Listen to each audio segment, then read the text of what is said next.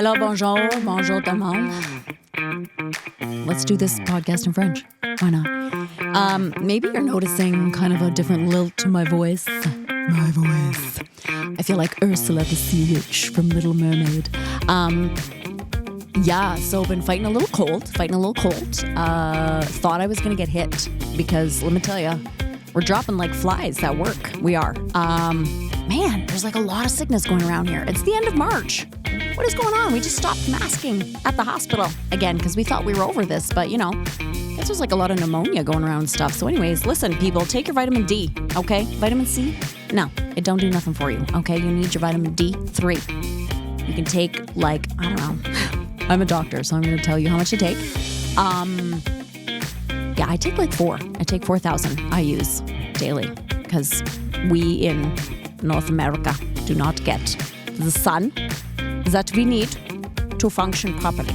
Okay, today on the show, we have a North Bay author. Okay, granted, he was born and raised in Mississauga, but he wrote this book in North Bay. So he is a North Bay author, and his name is Allister Thompson. And his newly published novel is coming out May 24th of this year. I'm sure it'll be at the library for sure. And there's going to be a lovely launch on the 24th of May. So watch out for that. I can't wait to read it. It's called Birch and Jay, and it takes place in the future. It takes place in the year 2123. So we invited Allister on to have a good chat about his book and how you write a book. How do you even start? I don't even know. Anyways, before we get going, we have to thank one of our major sponsors, Source for Sports. I'm Lisa Bueve, and this is To North Bay with Love.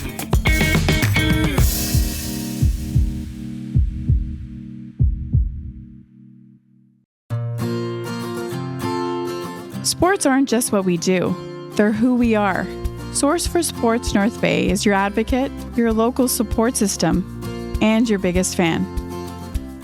1321 Fisher Street has grown from a place where knowledgeable experts can help you find exactly the gear you need, to the hotbed of team uniforms, apparel and fanwear, to a community stronghold for all the things that truly matter to you and your family's sports journey. We love helping you find your first pair of skates, as much as we relish supporting local leagues, teams, and athletes. Wherever your sports journey takes you, make sure you visit Source for Sports North Bay at 1321 Fisher Street so we can help you along your way. Allister, I want to ask you about your T-shirt first. Oh. What's going on here? It looks very interesting. What is this? Oh, this is from an Indigenous artist in Peterborough, and the message is Land back. Yeah. I got a whole new collection of propaganda T-shirts for the book, the book promo, and I'm going to bring them out one after the other. For you, yes, the book tour. Are you doing a tour for this book? I hope not. Oh, no. You don't want to? Well, not really. Oh, yeah, you have to talk to people then. I'm fine with that, as you can tell. It's just, traveling around. I mean, it's a lot. I've done that with music and stuff. Which we're going to talk to. Oh, okay. Allister Thompson. So, so we're here to talk about, this is your first published novel. It is. Let's go back to the beginning. Let's talk a little bit about the first. Is it a novel or a book? The Music of the Spheres. Well, the Music of the Spheres is. I did publish it. It's a self-published novel. Okay. And it is fiction. Yes. Self-publishing is when you have to do everything yourself, and a traditionally published novel, which the second one means other people are doing the work and putting the money in. Pay them and do it. Yes. Okay. Where did the idea come from for the Music of the Spheres? So we're talking about the first one. Yes. Well, I am a musician, and there's actually a bit of a story behind that book in that I actually wrote it when I was 25, and by looking at me, you can tell that was a very long time ago. And I had just started working in the publishing industry at that point as an editor, and I thought, well, I'm working on all these other people's novels. I should try this and see if I can be any good at it.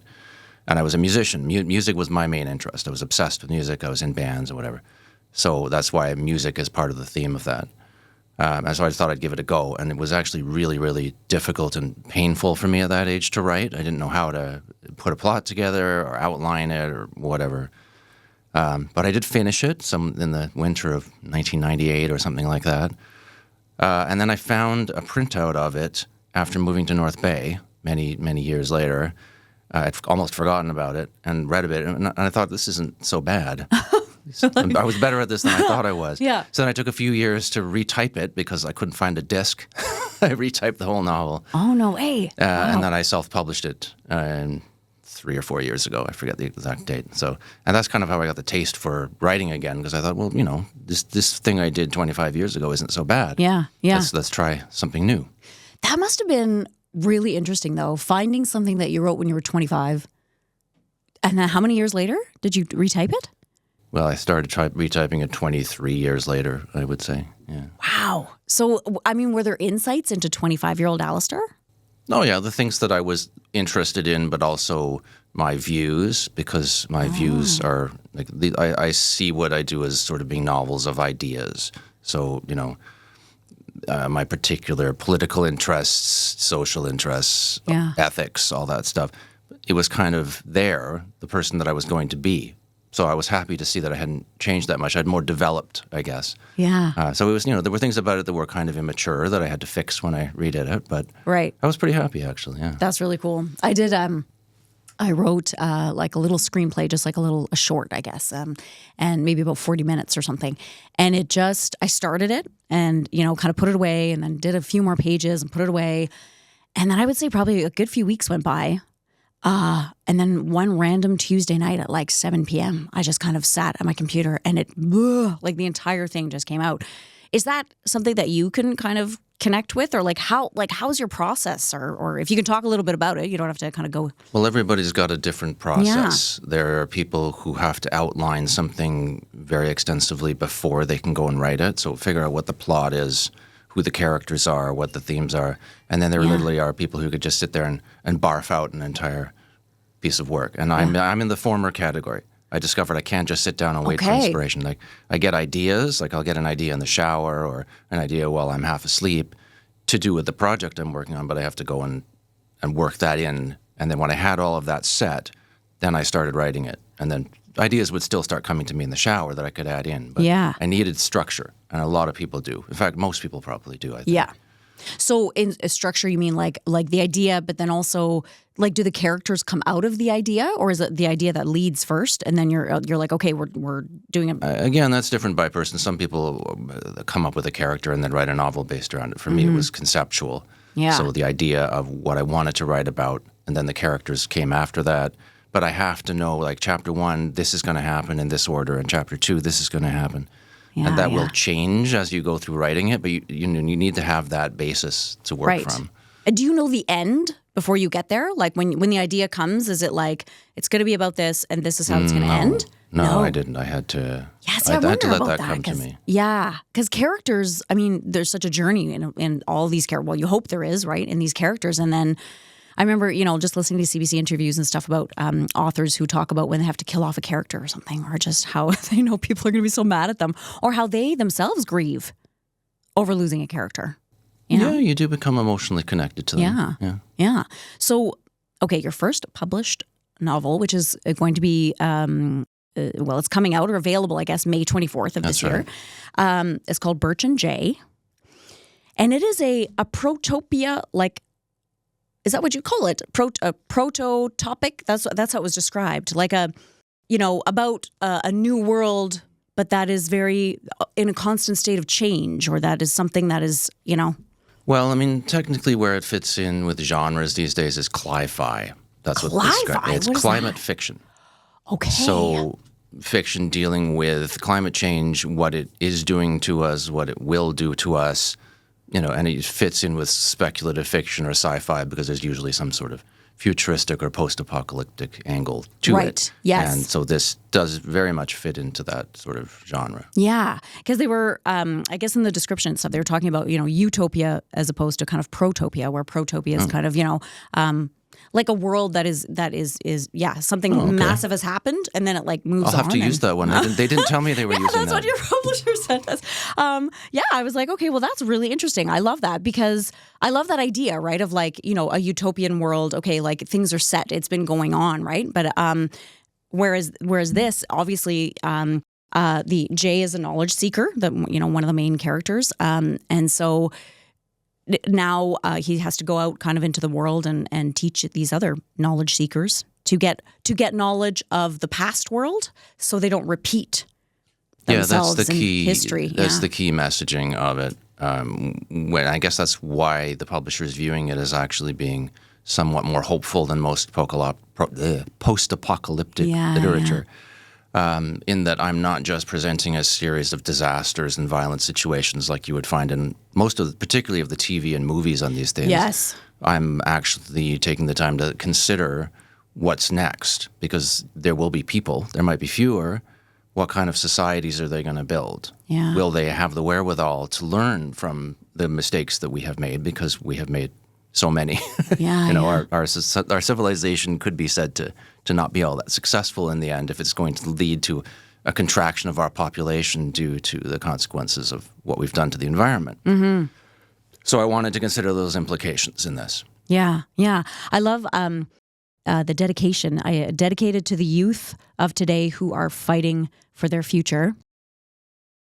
Were you a youth, or I guess maybe not even a youth? I guess I don't know if in our youth it was something that was really, I remember them talking about, all the hairspray we use in the 80s is going to ruin the ozone layer. But obviously it's a totally different thing now.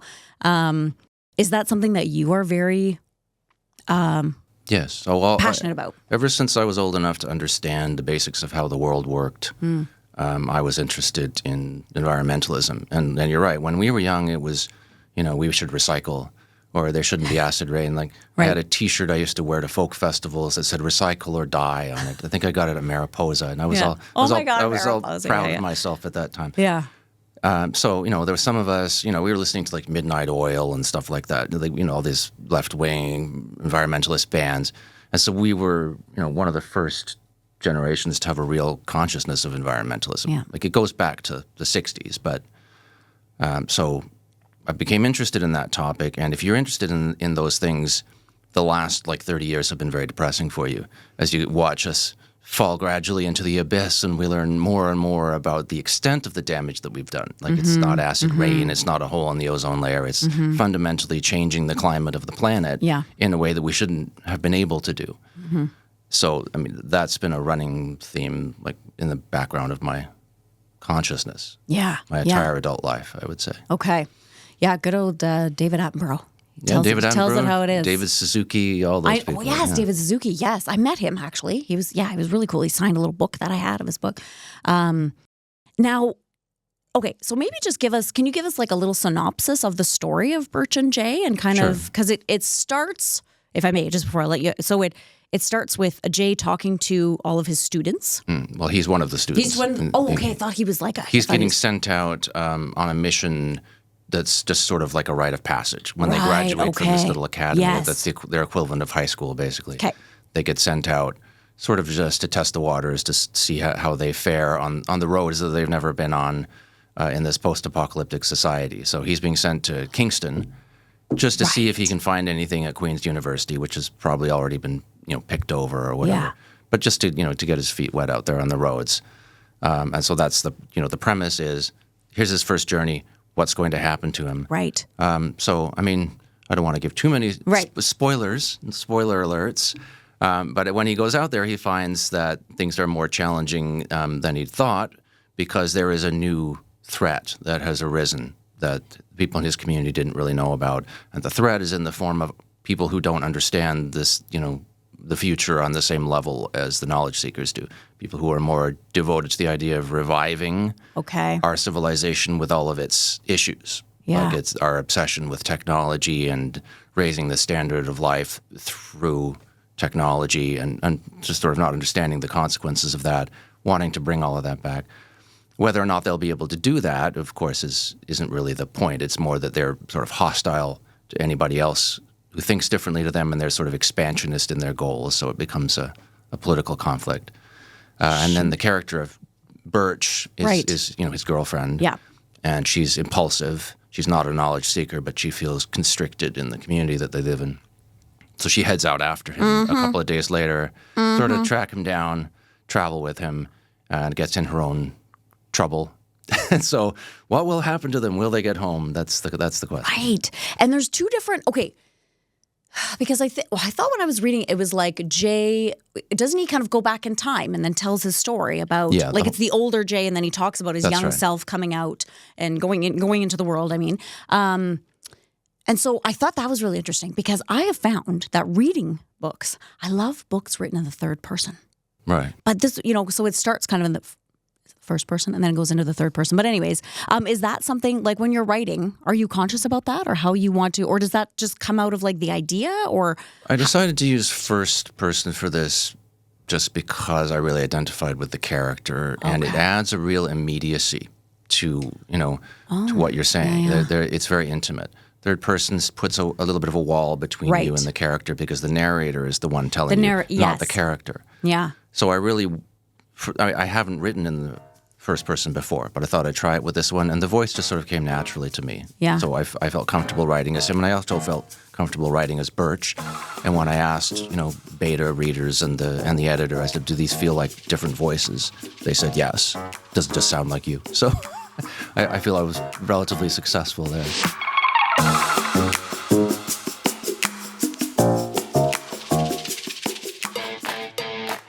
It's time to Toyota at North Bay Toyota. From the bold and adventurous RAV4 to the fuel-efficient and stylish Corolla Cross to the powerful and rugged Tacoma, there's a Toyota for everyone. Need extra space? The Highlander, Grand Highlander, and Sienna have room for the whole family. Want to go green? Check out Toyota's complete lineup of hybrid vehicles like the Prius, Camry, Crown, and all-new Crown Signia, and more. Wherever you're headed, Toyota's legendary reliability, advanced safety features, and cutting-edge technology will get you there with confidence. It's time to Toyota at North Bay Toyota, 640 McEwen, or online at northbaytoyota.com for details. That's interesting too, being a man writing for a woman or vice versa.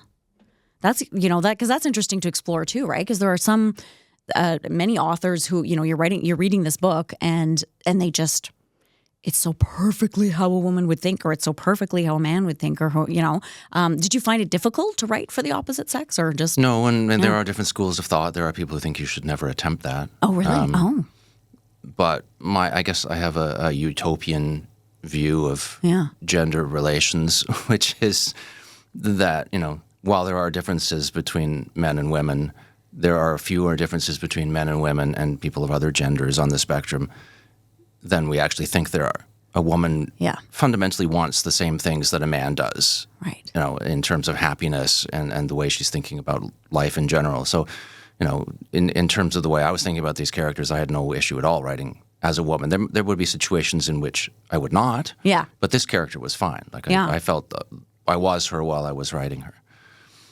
And she passed the wife test. My wife is works at the library and is a very avid reader. So our library here in North Bay. Our library here. Oh my gosh, we love our library. My mom, Sal, is at this library. She goes every single week, and she is a crazy reader. Like, she is a readaholic. She'll go through 5 or 6 books a week easily. But she just loves this North Bay Library. What is your wife's name? Let's shout out. Terry Lynn Janvo is my wife. And Terry Lynn? She's a library technician there. Hey now. Yeah, we do have a really awesome library. I love it. Okay. So, and this takes place in, it's 98 years from now. I mean, it's 2123. That's right.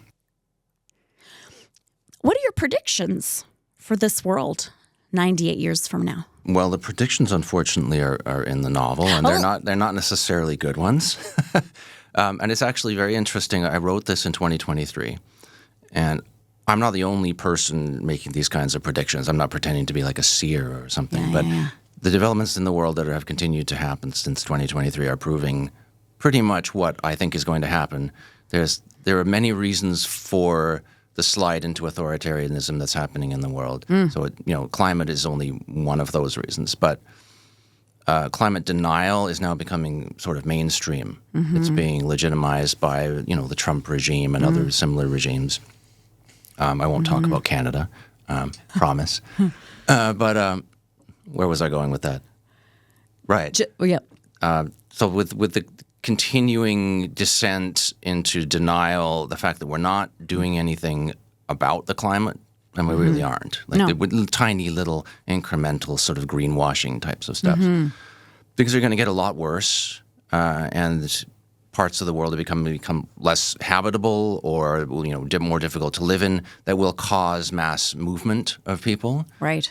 And then you're going to see increases in refugees. Are those refugees going to be welcomed in countries like this one, in other countries in Europe, say, and in Asia? So I don't really have a rosy view, because I don't see our societies being that welcoming to other people. And so it will lead to conflict. Yeah.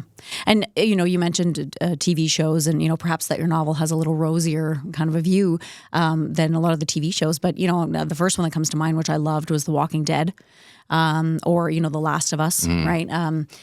And that is a one theme that is constant in all of these is, of course, when the world kind of falls or crumbles and we don't have government and we don't have kind of a structure anymore, things get scary.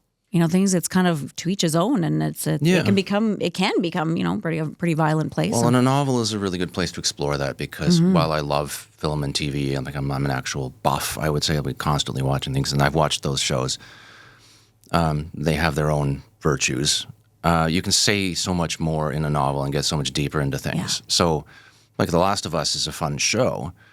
But it's just a series of violent events, ultimately. There's some good character development and all that. Like I did like it. But you can't really get into the whys and hows of government, who's living there, what they're doing, what's their system of government, because I guess that would just bore the viewers, I suppose. I know, it just seems like every kind of little town horse, you pull up on ride up on a horse in this little kind of makeshift town, and it seems like everybody has like a nasty sheriff. Like it just seems everybody is angry and horrible and takes advantage of it. They rarely show situations where people are actually trying to be good to one another and figure it out. Like exactly. You will, like, I think The Walking Dead had a couple of communities like that. They did, yeah. There was some good ones until Negan showed up. Right. That's actually where I stopped watching. So did I. Oh my God, Allister, it took me, I'm not even joking, because I was pretty hardcore Walking Dead, and then oh my gosh, that episode when Negan showed up with his bat, Lucille.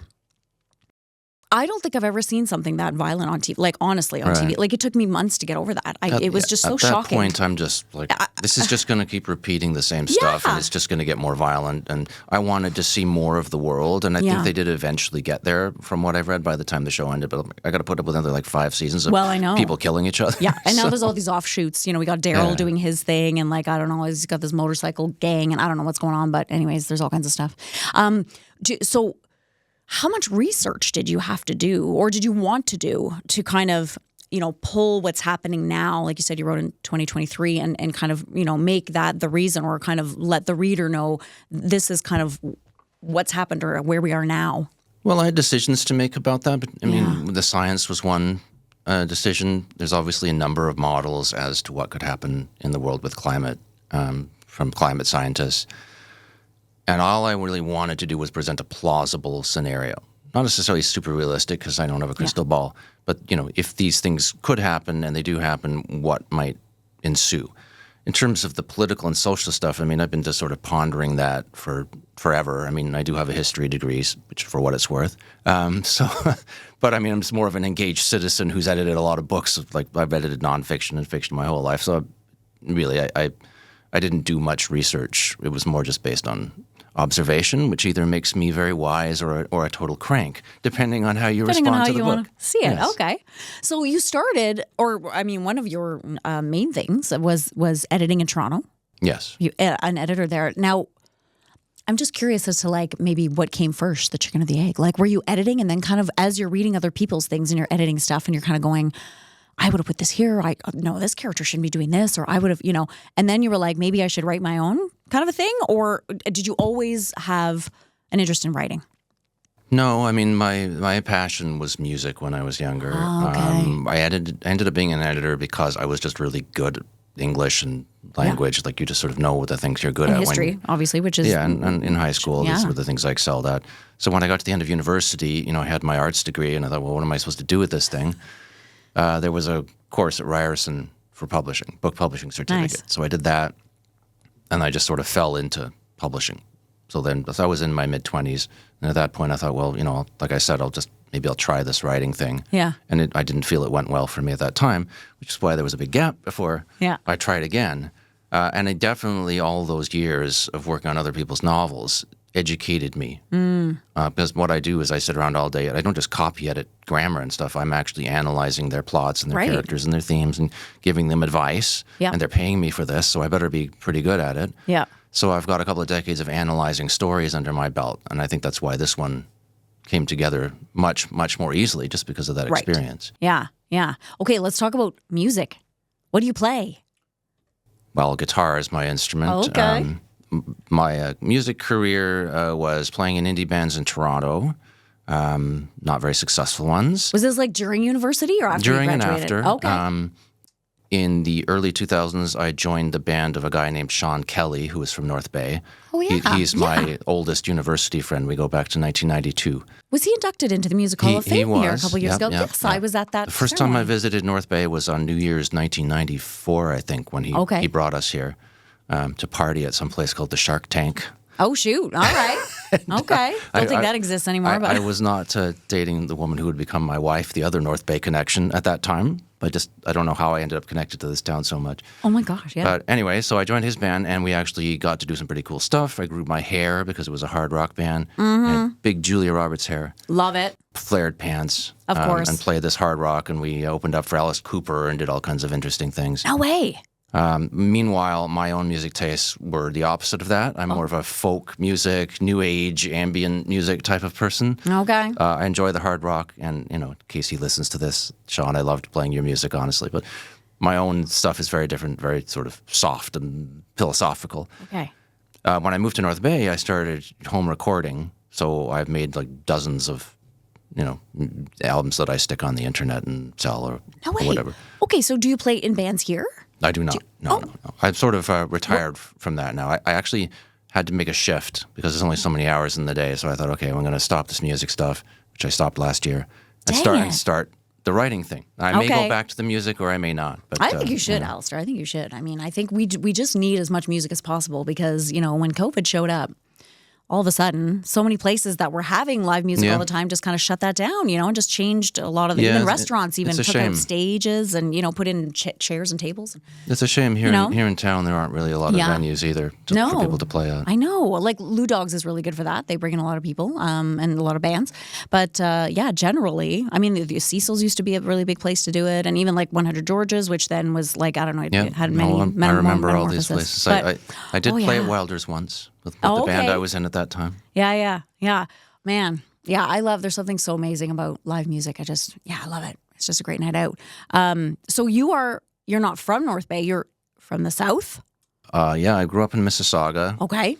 And I went to U of T, which is where I met Sean Kelly. We were in residence together, and I'd never heard of North Bay before I met him. Yeah. But I had my introduction on that New Year's of 1994. Woohoo! And then a couple of years later, I started dating another girl who was from our college, Terry, and we got married eventually. Was she from North Bay? She's from North Bay. Oh my God! Okay, born so there's and the raised. connection there. Wow. So I've been coming up here for a really long time before I actually moved here. We moved here in 2015 from Toronto, where we had lived all those decades. Okay. And the reason we moved here was obviously partly lifestyle related. I like trees. Yes. I like space. Yes. And partly we were house poor. Okay. we had a house, but we couldn't afford to do anything outside of the house. So. Well, I mean, welcome to another place that's doing that. I mean, it is now. Gosh, It is now, yeah. Yeah, it's crazy. I know, but North Bay is that special kind of mix of, I love it here too. I went to Sheridan actually for music theater. And then when I graduated there, I toured around that summer, going to the Muskoka resorts to like do our little song and dance in the evening. But kind of was back and forth to Toronto for quite a few years. And I just never got it. I just didn't get Toronto. I think I love to visit, but it's just not my thing. I got it. I was a Torontonian through and through. I would drive in my little car through the downtown streets, giving people the finger, and I was perfectly happy. Yeah. But once I moved here, I adapted to the pace. Yeah. Now when I go down there, I'm just like any other northern person. I'm kind of discombobulated. Yeah, you're like, why is there so many people everywhere? Get away from me! So much noise. Like I can't sleep in the hotel room, or Yeah. And do you have children? I do not. Okay. I was going to ask because my next question was going to be, the prediction for, because I don't have any children either, but I have 2 nieces, and we're talking about the climate and all of this, and I'm thinking, we're probably not going to be around when it gets. I don't know. Who knows? We don't know but that. We don't know that. But I mean, when things are dire, I don't know. It's my nieces are 15 and 13, and it's like, what kind of a world are we leaving them? Well, I mean, that's one of the reasons why the publisher decided to classify this as a young adult novel, which was not my original intention. Oh, okay. The protagonist is 20, and I think Right. that she saw the opportunity, also the hope that she finds in it. And I think that the future is going to be very difficult for people who are young now, but there is also, in a way, an opportunity in that, which that's a weird way to put it. But I mean, it's kind of laid out in the novel in the sense that if you try to build a better world and you try to be unified, you have a shot. If you let everything fall apart and you go into denial or you go into sort of nihilism, then everything's going to be as worse as it possibly can be. Yeah. If you're a young person today, you have the opportunity to start building that world now. Because if you're 20 now, you're probably going to still want to have children. It's a basic instinct that we have. And so you have a chance to educate those children to be better now instead of just falling into despair or anxiety or grief, which is probably what's happening to a lot of kids now. And, they probably say that it's easy for you to say, Grandpa, if they were here right now. Right, yeah. I'll find out if I ever go into a school to talk about this book, how they feel about it. But Yeah. I mean, it's because, there's always those when you get to a certain age and you're saying, well, in my day, when I walked to school, it was uphill both ways and all this. But really, when you look at it, like, we did grow up in a very different world. We did, yeah. Really, in terms of climate and stuff. I mean, our summers were summer, and I grew up in Timmins, 4 hours north of here, and our winters were classic. Like, we had so much snow, and we had a spring, and we had a fall.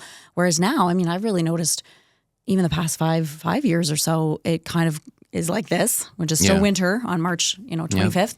And then, by May 1st, it's 30 degrees outside, and it's so hot all summer, we don't really have a spring or a fall. And so, it's definitely, things are definitely changing. And like you said, I mean, if the oceans keep getting warmer and warmer and, getting higher and higher, there will be maybe places like Manhattan might be gone. Or the Gulf Stream could just vanish and, Northern Europe could be uninhabitable. Right? Because it's actually at a higher latitude than we are here, with millions and millions and millions of people living there. And they rely on a particular set of climatic conditions to live. So, climate scientists don't know that this is what's going to happen, but it could. Yeah. And it's a strong possibility. Yeah.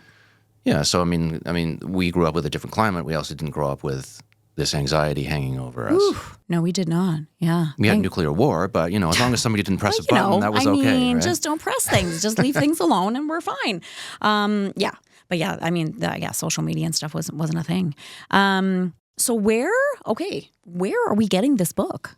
Well, right now, people can visit Latitude 46's website. Okay. That's the best place to pre-order it. We'll put that under because, the money obviously then goes to the publisher. But it'll be available every single place you can order a book. Okay. And hopefully public libraries. I know I got the inside scoop that the library here is bringing in a copy. So, oh, for sure. Yeah. And, ebooks, everything. That's the beauty of being with a publisher is they make it available everywhere. So, will you be you're not doing a book tour, but are you going to do kind of like when they arrive at the North Bay Library, are you going to do There's kind of an opening? There's going to be a launch there on Saturday the 24th. Nice. And I think one of the rooms there, I'll just be hanging out. And probably being asked to speechify and all that. That's awesome. Would you read maybe some of it? Usually you have to read. Yeah. So I'll have to figure out a passage or two. Dang. Maybe you could have guitar with it or something. You could do the overture. Well, the interesting thing is I was able to integrate some of that into the novel. There's a song in there that one of the characters sings in one of the opening chapters that is one of my songs from 5 years ago. No way. I was able to stick it in there, and the premise is that they've discovered the CD somewhere and they managed to play it. So basically the person is singing my song. It's like a self-reference. That is awesome. I love that. That's a really cool idea. Yeah, that's really cool. Well, I love that you came in today. It was great to chat with you. Yeah, and this was fun. I can't wait I'm going to pick up a copy of this because even just from the first, few pages that I read, it just sounds so interesting. And I've always been interested in that kind of a thing. Like what's next, right? What kind of world is we are here now, but I mean, in the 1940s, did they ever think we would be here, right? So it's just always something that you always You just think, we make our predictions. Yeah. And, the whole point of this is just to give food for thought for people, maybe give them some hope that we can find a way out of this. Yeah. So, do you have an idea for another novel? Well, I've already written the sequel to this because shoot. they're asking for probably a trilogy. Oh, yes. So I worked hard over the winter to do the sequel, whereas certain plot threads from this one are resolved. And I have outlines for several other kind of science fiction type concepts. So I've got a taste for it. That's awesome. Sure. Have you read Nora Roberts' The One, her trilogy called The One? I have not. Oh, you would love it. I think you would really love it. It's very much like that. There's I'll just say like angels and demons, but I couldn't put it down, and it was so interesting because Nora Roberts is not the Nora Roberts not you known think for of. that, You know what I mean? Yeah, exactly. But this was very like adventuresome and just really, it was really cool. That's one that maybe you'd like. I'm sure our library has it. Anyway, oh yeah, for sure. Anyway, it's cool. Great. Thanks for having me on. Oh, thank you.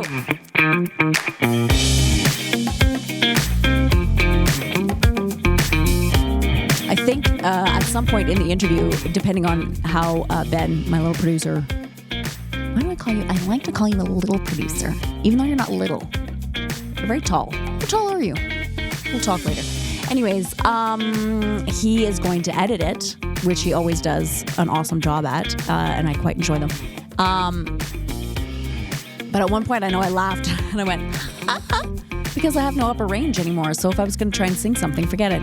Oh, there it is. Oh, she back. Anyway, I kind of like this voice. It's fun having a sassy little voice. So, Allister Thompson, really interesting guy. He had a really cool t-shirt. I can't wait to see, he says he has a whole bunch of these t-shirts. And I love that he supports, local. His book sounds really interesting. My two nieces, like I said, they're 15 and 13, but they have outread me 100 times over. They just love to read, which I think is fantastic. And so I'm definitely going to get them a copy of this book because, like Allister said, his publisher really wants to make it like a young adult novel. So, and I think they could definitely handle it. And it just sounds so interesting. I can't wait to get my hands on it. I think that's incredible that he was published. After we finished recording, actually, we were talking about, the process of getting published and how hard it is to get published. And he said, you could pretty much win the lottery, and then not get, what am I trying to say? You could win the lottery easier than you could to get published. That doesn't make sense either. Getting published is harder than winning the lottery. Yep. Yes, that makes sense. So you could win the lottery before you would get published. You can take whichever one you want in that one, Ben. I said that many different ways. So he can, as he edits this, he can just choose the one that makes the most sense there. Or leave them all in. Okay, I'm done. I think my brain, I'm just going to say that my cold has affected my brain and the bacteria is in there and has made me unable to think properly. I need to go home and have a hot whiskey toddy and go to bed. Okay. But before I do that, I'm going to tell you, wherever you listen to your podcasts, if you're doing it on YouTube, if you're going to watch this, like I do, I like to watch them, or Spotify or Apple, you can send us a like or hit the little like button, send us a little comment. We'd love to hear from you.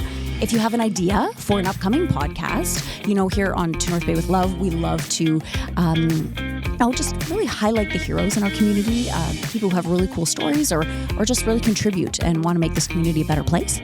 So if you have someone who you think we should talk to, send us a line, send us a little email or a text. Also, you can go to our website, northbayecho.ca. You can sign up for our newsletter there, Echo Essentials, and you can check out the other podcasts that are available on the Echo Network. And I think that's it. All right. I'm going to squeak my way out of here. Until next time, much love, North Bay.